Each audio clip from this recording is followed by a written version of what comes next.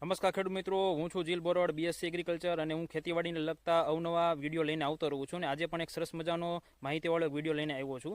હવે ખેડૂત મિત્રો, મારે આજે વાત કરવી છે મગફળી એટલે કે ગ્રાઉન્ડનટની અંદર જે મુંડા આવે છે, જેને આપણે વ્હાઇટ ગ્રપ આપણે સાયન્ટિફિક ભાષામાં કહીએ છીએ. બરાબર. હવે આ ખેડૂત મિત્રો, આ વ્હાઇટ ગ્રપને આપણે કેમિકલ રીતે તો કઈ રીતે કંટ્રોલ કરવી બધા જ ખેડૂત મિત્રો જાણતા હોય છે. હવે મારે આજે વાત કરી છે આપણે ઓર્ગેનિક એટલે કે બાયોલોજી કંટ્રોલ આપણે કઈ રીતે કરી શકીએ. હવે બાયોલોજીકલ કંટ્રોલ કરવો હોય તો ખેડૂત મિત્રો માર્કેટની અંદર એક મેટારિઝમ એનિસિફોલિયા નામની ફંગસ આવે છે, જે સંપૂર્ણપણે ઓર્ગેનિક છે. હવે આ મેટારિઝમ એનિસિફોલિયા નામની ફંગસ છે એ મુંડાની અંદર કઈ રીતે કામ કરે છે? તો ખેડૂત મિત્રો, મેટારિઝમ એનિસિફોલિયા નામની ફંગસ છે એ મુંડાના શરીર ઉપર એક તો જમીનની અંદર આપણે જ્યારે આપી છીએ ત્યારે એ ચોટી જાય છે, અને ચોટીને એ મેટારિઝમ એનિસિફોલિયા નામની ફંગસ છે એ મુંડાના શરીરની અંદર એન્ટર થાય છે અને તેને સંપૂર્ણ રીતે મારી નાખે છે. હવે આ વાત એવી કે ભાઈ મેટારિઝમ એનિસિફોલિયા નામની ફંગસને આપણે જમીનની અંદર આપવી કઈ રીતે?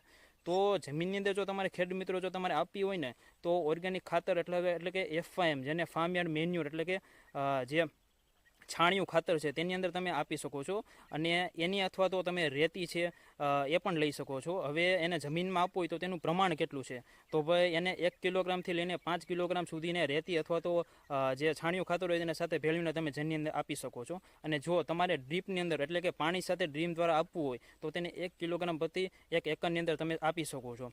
હવે વાત આવી કે આ મેટારિઝમ એનિસિફોલિયા નામની કઈ જંતુઓ એટલે કે કીટનાશકોનો અટકાવ કરે છે. તો કે ભાઈ જમીનની અંદર જે ઉધઈ આવે છે, ટર્માઇટ જેને આપણે કહીએ છીએ તે, વ્હાઇટ ગ્રપ આવે છે જેને મુંડા તરીકે આપણે ઓળખીએ છીએ તે, એટલે કે ટૂંકમાં કહું તો જમીનની અંદર જેટલા પણ જંતુનાશક જે કીટનાશકો આવે છે તેને બધાને મારી નાખે છે. બરાબર. હવે મેટારિઝમ એનિસિફોલિયાને ક્યારે એટલે કે કયા સમયે એને એપ્લાય કરો જમીનની અંદર? તો વાત આવી મેટારિઝમ એનિસિફોલિયાને સવારના 9 વાગ્યા સુધી જ આપણે આપી શકીએ છીએ, અને બપોર પછી 5 વાગ્યા સમય પછી આપી શકીએ છીએ. એટલે કે ટૂંકમાં કહો તો જ્યારે ટાઢોપોર હોય ત્યારે જ્યારે બહુ તડકો ના હોય ત્યારે જમીનની અંદર તમે આપી શકો છો.